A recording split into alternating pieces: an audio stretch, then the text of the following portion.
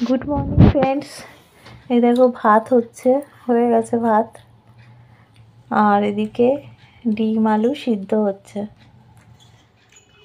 তো আজকে আমার শরীর ভীষণ খারাপ, খুব যন্ত্রণা বেড়ে গেছে, কদিন একটু অনিয়ম হয়েছে তাই জন্য।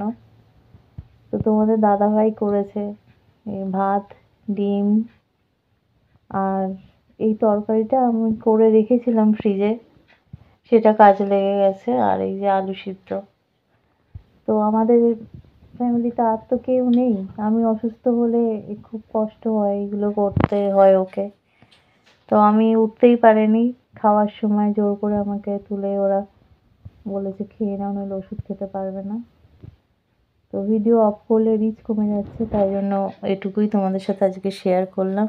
ভালো লাগলে একটা লাইক, শেয়ার, কমেন্ট আর সাবস্ক্রাইব করো। চলো টাটা।